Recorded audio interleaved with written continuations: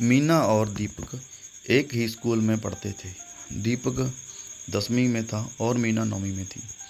वह दोनों एक दूसरे को पसंद करते थे, लेकिन कभी किसी की हिम्मत नहीं हुई एक दूसरे को ये बोलने की। उन दोनों की आंखों में एक दूसरे के लिए प्यार साफ दिखता था। दोनों रोज़ स्कूल की असेंबली के समय एक दूसरे को देखते थे और दोनों के चेहरे पर मुस्कान होती थी। जब गर्मियों की छुट्टी चल रही थी, दीपक को मीना की बहुत याद आ रही थी, क्योंकि अभी स्कूल भी बंद था और वो एक दूसरे को देख भी नहीं पाते थे और ना ही उनका घर कहीं एक दूसरे के आजू बाजू में था। वह सोचते सोचते एक दिन दीपक मीना को फेसबुक पर ढूंढने लगा। शायद उसका अकाउंट हो। स्कूल में उन दोनों ने कभी एक दूसरे से बात नहीं की थी और ना ही कभी सोशल मीडिया पर एक दूसरे को फॉलो करते थे। अब जो कि स्कूल बंद थे, दीपक खुद को रोक नहीं पाया। फेसबुक पर तो बहुत सी मीना नाम की लड़कियां मिली, लेकिन जिस मीना को ढूंढ रहा था वो नहीं मिली। दीपक बहुत उदास हो गया। वो बहुत बेचैन हो रहा था मीना को देखने के लिए, लेकिन वो कुछ नहीं कर सकता था। उधर मीना भी दीपक को देखने के लिए स्कूल खुलने का इंतज़ार कर रही थी। मीना 9वीं कक्षा में थी, तो उसके घर वालों ने उसे फ़ोन नहीं दिया था, तो वो किसी भी सोशल मीडिया पर नहीं थी। स्कूल खुलने के लिए अभी 15 दिन बाकी था। वो दोनों एक दूसरे को देखने के लिए बेचैन थे। आखिर 15 दिन बाद स्कूल खुल गया। दोनों स्कूल जाने के लिए बहुत उत्सुक थे। दीपक स्कूल समय के 10 मिनट पहले ही जाकर स्कूल गेट के बाहर खड़ा होकर मीना का इंतज़ार कर रहा था। सब बच्चे एक एक कर के स्कूल आ रहे थे, लेकिन मीना अभी तक उसे नहीं दिखी। गेट पर खड़े चौकीदार ने कहा कि अंदर जाओ, अब गेट बंद होने वाला है। आखिर दीपक क्या करता? वो अंदर चला गया और अपने क्लास में बैग रखकर प्रार्थना के लिए असेंबली में गया। वो बहुत उदास था कि मीना क्यों नहीं आई। आज स्कूल का पहला दिन है, क्या हुआ होगा उसे। दीपक का ध्यान प्रार्थना में भी बिल्कुल नहीं था। जब प्रार्थना खत्म हुआ और सभी बच्चे अपने अपने क्लास में जाने लगे, तभी दीपक ने देखा कि मीना अपने क्लास की लाइन में सबसे पीछे खड़ी है। तो वो समझ गया कि मीना लेट आई होगी। दीपक उसे देखकर बहुत खुश हो गया। दीपक उससे बात करना चाहता था। एक बार ऐसा हुआ कि दीपक और मीना की नज़र मिली। दोनों के चेहरे पर मुस्कुराहट थी। दोपहर में जब लंच टाइम हुआ तो दीपक मीना से बात करने की कोशिश कर रहा था। इसी कारण उसने अपना टिफ़िन भी नहीं खाया था। वो मीना के क्लास के बाहर ही चक्कर लगा रहा था कि कब उसे मौका मिले मीना से बात करने का और वो उसे स्कूल के बाद रुकने के लिए बोल सके। तभी थोड़ी ही देर में मीना को क्लास से बाहर आते हुए देखा। वो अकेली थी। मौका देखते ही दीपक ने मीना से कह दिया कि स्कूल के बाद थोड़ी देर के लिए स्कूल के बाहर जो बस स्टॉप है वहाँ रुकना प्लीज़। मीना उसे देखकर बोली ठीक है और चली गई। दोनों अपने क्लास में चले गए। बस जल्दी से स्कूल का समय ख़त्म होने का दोनों इंतज़ार कर रहे थे। सीमा के मन में बहुत से प्रश्न आ रहे थे। दीपक क्या बोलेगा, मैं उससे क्या बात करूँगी। स्कूल का समय ख़त्म हुआ। सभी बच्चे अपने घर जाने के लिए निकल गए। सीमा और दीपक भी स्कूल से निकले और बस स्टॉप पर गए। सीमा जब वहाँ पहुँची तो दीपक पहले से ही वहाँ खड़ा था। सीमा उसके पास गई और उसके बाजू में जाकर खड़ी हो गई। दीपक का दिल बहुत ज़ोर से धड़कने लगा। फिर दीपक ने हिम्मत जुटाकर पूछा, तुम फेसबुक पर हो? वो बोली, नहीं, मेरे पास फ़ोन नहीं है। दीपक ने पूछा, क्यों? सीमा बोली, अभी मैं 9वीं क्लास में हूँ और मेरे घर पर अभी फ़ोन चलाना मना है। दीपक बोला, ठीक है। फिर दोनों के बीच थोड़ी शांति थी। फिर दीपक ने पूछा, आज तुम लेट क्यों आई स्कूल? सीमा बोली, मेरी बस छूट गई थी, मुझे देर हो गया। फिर सीमा बोली, क्या तुम मेरा इंतज़ार कर रहे थे? दीपक थोड़ा मुस्कुरा कर बोला, हाँ। फिर दीपक ने पूछा कि तुम घर चली जाओगी तो अगर मुझे तुमसे बात करना हुआ तो कैसे कर पाऊँगा? अपना नंबर दो ना। सीमा बोली, क्या बात करना है तुम्हें? दीपक बोला, ऐसी कोई बात नहीं है,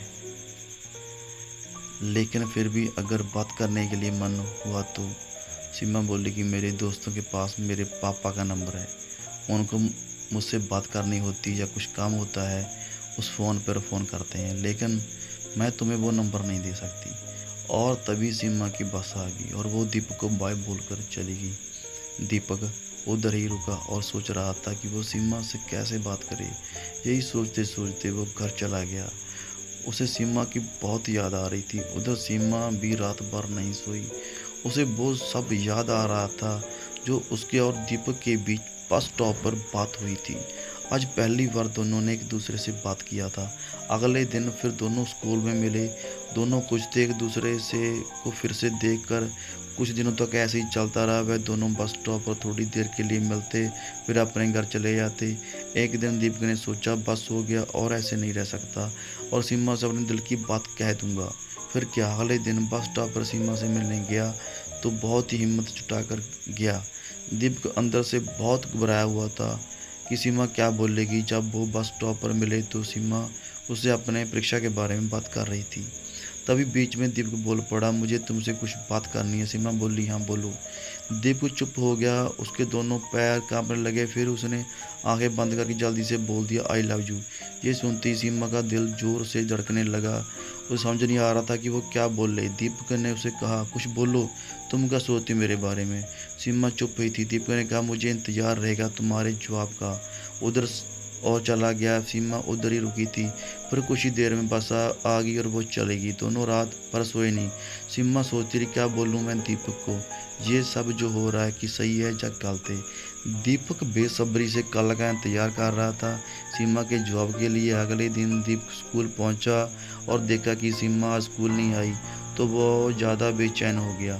सीमा स्कूल क्यों नहीं आई है? उसके मन में ऐसे बहुत से प्रश्न चल रहे थे। वह किसी को कुछ नहीं कह सकता था। वो ना ही चाहता था किसी को इस बात को किसी को पता चले और सीमा को कुछ परेशान नहीं हो। वह सब सीमा के बारे में ही सोच रहा था। पढ़ाई में बिल्कुल भी ध्यान नहीं था उसका। स्कूल ख़त्म हुआ तो वह सबसे पहले बस स्टॉप पे गया। वो रोज़ सीमा से मिलता था, कुछ देर खड़ा रहता और फिर उदास होकर चला गया। इसी उम्मीद से वो कल जब सीमा स्कूल आएगी तब उसे बात पूछ लेगा। अगले दिन सीमा स्कूल आई थी। स्कूल के बाद वो उसी बस स्टॉप पे दीपक से मिली। सीमा के आते ही दीपक उससे पूछने लगा, क्या हुआ था कल, तुम क्यों नहीं आई? सीमा बोली, कुछ नहीं, लेट हो गया था। दीपक ने बोला, तो क्या हुआ, लेट ही आ जाती जैसे पहले आई थी देर से। सीमा बोली, नहीं, ज़्यादा लेट हो गया था क्योंकि मैं लेट से होकर उठी थी। दीपक मुस्कुराने लगा और फिर पूछा कि क्या सोचा मैंने तुमसे कुछ कहा था कल? सीमा चुप कर थी। फिर बोला, क्या बोलूँ, मुझे कुछ समझ ही नहीं आ रहा। दीपक बोला, उसमें इतना क्या सोचना, मुझे पता है तुम भी मुझसे प्यार करती हो, मैंने देखा है तुम्हारी आंखों में।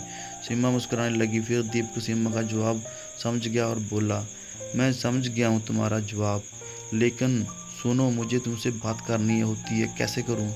तुम्हारे पास तो फ़ोन भी नहीं है। सीमा बोली, तुम मुझे अपना नंबर दे दो, मैं तुम्हें फ़ोन कर दूँगी जब पापा का फ़ोन मेरे पास होता है, लेकिन तुम दोबारा उस नंबर पर फ़ोन नहीं करोगी।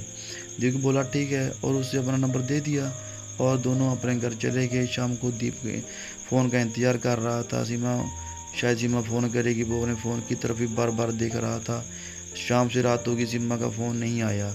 अगले दिन स्कूल के बाद दीपक सीमा से पूछा, तुमने फ़ोन क्यों नहीं किया? वो बोली, पापा का फ़ोन नहीं था मेरे पास और मुझे भी समझ में नहीं आ रहा था कि मैं फ़ोन पे क्या बात करूँगी। दीपक बोला, इसमें क्या फ़ोन करती तो बात अपने आप हो जाती। ऐसे ही वो दोनों रोज़ स्कूल के बाद मिलते थे और सीमा कभी दीपक को कभी करती थी, बात होती थी। एक दिन ऐसा है कि दीपक का स्कूल में आखिरी दिन था, क्योंकि वो 10वीं क्लास में बोर्ड की परीक्षा शुरू होने वाली थी और 10वीं क्लास की बोर्ड की परीक्षा की पढ़ाई के लिए छुट्टी होने वाली थी। दोनों आज बस स्टॉप पर मिले। सीमा बहुत उदास थी। कल से दीपक स्कूल नहीं आएगा और दीपक भी बहुत उदास था। सीमा ने दीपक से कहा कि अच्छे से पढ़ाई करना बोर्ड पेपर के लिए। दीपक बोला, हाँ। दीपक की आंखों में आंसू थे और उसने कहा, कल से मैं तुमसे नहीं मिल पाऊंगा।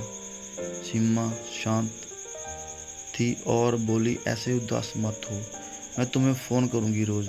दीपक सीमा को गले लगाना चाहता था, लेकिन दोनों बस स्टॉप पर थे, इसलिए दीपक ने कुछ नहीं कहा, बस सीमा का हाथ पकड़कर खड़ा रहा। वह सोच रहा था कि काश समय इधर ही रुक जाता और दोनों हमेशा के लिए एक साथ ही रहते, लेकिन ऐसा नहीं हो सकता था। सीमा की बस आ गई। दीपक उसका हाथ छोड़ने के लिए तैयार ही नहीं था। सीमा उसे बहुत समझा रही थी कि मुझे जाने दो, घर पहुंचने में देरी हो जाएगी तो मम्मी पूछेगी कि देरी कैसे हो गई। दीपक फिर भी उसका हाथ छोड़ने को तैयार नहीं था।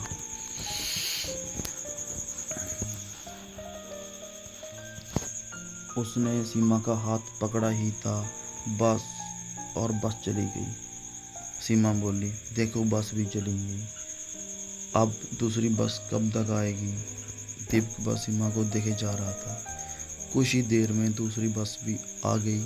इस बार सीमा बोली, प्लीज़ मुझे जाने दो, और मुझे बहुत डांट पड़ेगी और लेट हो गई तो। दीपक ने बोला, पहले वादा करो कि तुम मुझे रोज़ फ़ोन करेगी। सीमा बोली, हाँ करूँगी। इस बार दीपक ने सीमा का हाथ छोड़ दिया और सीमा बस में चली गई। दीपक उधर ही खड़े होकर सीमा को देख रहा था। बस की खिड़की से सीमा बाय बोली और फिर बस चली गई। सीमा दीपक से फ़ोन पर रोज़ बात करती थी।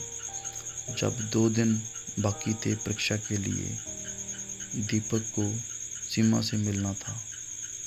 एक दिन दीपक सीमा को बिना बताए स्कूल छूटने के समय उसी बस स्टॉप पर आ गया जहां वे रोज़ मिलते थे। सीमा स्कूल के बाद घर जाने के लिए उसी बस स्टॉप पर आई। उसने देखा कि दीपक बस स्टॉप पर था। वो दूर से ही दीपक को देखकर खुश हो गई। फिर तो वो ना दाएं देखी ना बाएं देखी और भागी भागी बस स्टॉप पर पहुंची। वह बहुत खुश थी। दीपक के पास जाती वह बहुत बोली, तुम यहाँ, कल तो तुमने मुझे नहीं बताया था कि तुम आने वाले हो। दीपक बोला, क्योंकि मैं तुम्हें सरप्राइज़ देना चाहता था, इसलिए नहीं कहा था। सीमा बोली, अच्छा किया कि तुम आ गए मिलने, मुझे तुम्हारी बहुत याद आ रही थी। दीपक बोला, हाँ मुझे भी बहुत याद आ रही थी, इसलिए आ गया परीक्षा के लिए। बस 2 दिन बाकी हैं, सोचा मिल लूँ। सीमा पूछी, तुम्हारी पढ़ाई होगी सब। दीपक बोला, हाँ लगभग हो गई है सब।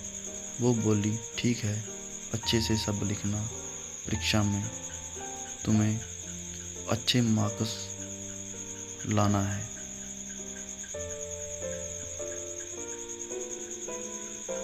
दीपक बोला, हाँ। 2 दिन बाद दीपक का पहला पेपर था। परीक्षा के एक दिन पहले दीपक का फ़ोन खराब हो गया। दीपक के छोटे भाई फ़ोन से खेलते खेलते उसे पानी में गिरा दिया था।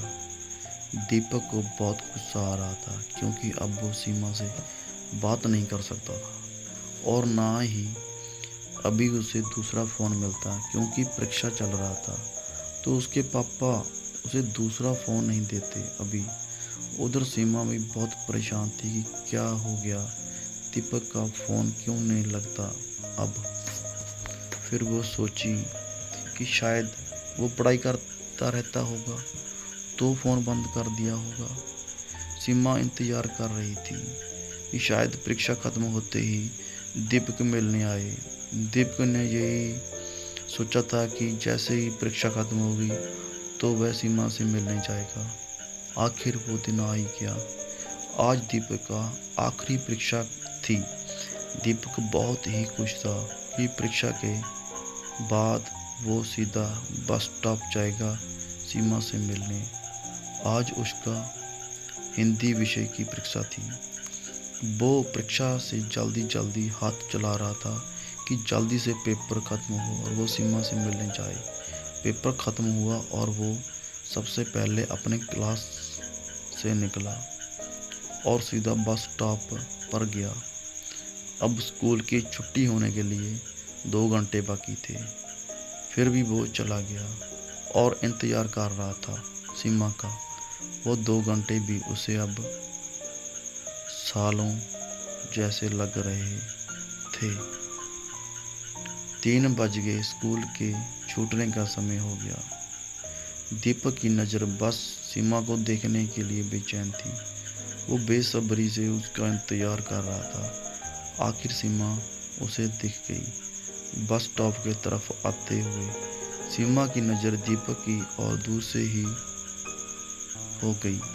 वो खुद को रोक नहीं पाई और वो दौड़ने लगी कि जल्दी से दीपक के पास पहुंच जाए। उसको इतना भी ध्यान नहीं था कि वो रोड पर दौड़ रही है। तभी अचानक से दूसरी तरफ से एक ट्रक बहुत ही तेजी से सीमा की तरफ आ रहा था। दीपक कुछ कर पाता उसके पहले वो ट्रक सीमा को टक्कर मारकर चला गया। दीपक को कुछ समझ नहीं आया। वो उधर ही खड़ा रह गया कुछ देर और सीमा के आजू बाजू बहुत भीड़ इकट्ठा हो गई। तभी किसी ने एम्बुलेंस को फ़ोन किया। दीपक दौड़ के सीमा की तरफ गया। वो उसके पास जा ही रहा था कि उधर खड़े लोगों ने उसे रोक दिया। वह बिल्कुल शांत हो गया था। उसे समझ ही नहीं आया कि वह क्या हुआ। थोड़ी ही देर बाद एम्बुलेंस आई और सीमा को पास वाले अस्पताल लेकर गई। दीपक उधर ही खड़ा रह गया। कुछ देर बाद वो भी अस्पताल गया और सीमा के लिए पूछताछ किया और उसके कमरे की तरफ गया। उधर उसने देखा कि सीमा के मम्मी पापा भी आ गए हैं। दीपक थोड़ी दूर ही खड़ा हो गया। उसने देखा कि सीमा की मम्मी रो रही थी। ये सब देखकर उसे भी रोना आ रहा था। कुछ देर बाद एक डॉक्टर निकला सीमा के रूम से। सीमा के पापा डॉक्टर के पास गए और उनसे पूछने लगे, कैसी है मेरी बेटी, वो ठीक तो है ना? डॉक्टर उदास दिख रहे थे। फिर बोले, हम आपकी बेटी को नहीं बचा पाए। ये सुनते ही दीपक वहाँ से चला गया। उसे बिल्कुल नहीं समझ रहा था कि वो कहाँ जाए, क्या करे। वो बस स्टॉप के थोड़ी दूर पर एक गार्डन था। वहाँ जाकर बैठ गया। वह बहुत रोने लगा। उसे सीमा की बहुत याद आ रही थी। वह सोच रहा था कि सीमा उसकी वजह से ही आज उसके साथ नहीं है। ना वो आज उसे मिलने आता और ना ही वह सब होता। शाम होगी। दीपक वहाँ ही बैठकर बहुत रोए जा रहा था। फिर किसी ने दीपक को रोते हुए देखा तो उससे पूछा, क्या हुआ, तुम यहाँ बैठकर क्यों रो रहे हो? दीपक कुछ नहीं बोला। फिर एक आदमी ने कहा कि घर जाओ, बहुत देर हो गई, तुम्हारे मम्मी पापा तुम्हारा इंतज़ार कर रहे होंगे। वो उधर से उठा और धीरे धीरे चलते चलते घर आया। उसकी मम्मी उससे पूछने लगी, कहाँ था इतनी देर तक और परीक्षा कैसा था आज? दीपक बोला, ठीक था। और वो परीक्षा के बाद अपने दोस्त के घर चला गया। चला गया था। इतना बोलकर वो अपने कमरे में चला गया। उसे खुद पर बहुत गुस्सा आ रहा था। वह बहुत रोया। वो खुद को माफ़ नहीं कर पा रहा था। वो बस यही सोच रहा था कि सब उसकी गलती थी। सीमा की वो हालत उसके वजह से हुई। कुछ महीने बाद दीपक का रिजल्ट आया, बोर्ड परीक्षा का। उसने अपना रिजल्ट देखा और वो अच्छे नंबरों से पास हुआ। उसने अपने रिजल्ट की कोई खुशी नहीं थी। वो बस यही सोच रहा था कि सीमा होती तो वो कितना खुश होती। उसका रिजल्ट देखकर दीपक अब बदल गया था। अब वो ज़्यादा किसी से बात भी नहीं करता था, बस अकेले अकेले रहता। आगे की पढ़ाई के लिए उसके मम्मी पापा ने उसे हॉस्टल भेज दिया। दीपक वहाँ जाकर थोड़ा बदल रहा था। अब वो बाकी लोगों से थोड़ा घुल मिल कर रहता था, लेकिन वो सीमा को नहीं भुला था और ना ही खुद को माफ़ कर पाया था। वो पूरी ज़िंदगी खुद को सीमा का गुनहगार समझता रहा। वह बस सोचता रहता कि उसकी वजह से सीमा उसे हमेशा के लिए छोड़कर चली गई।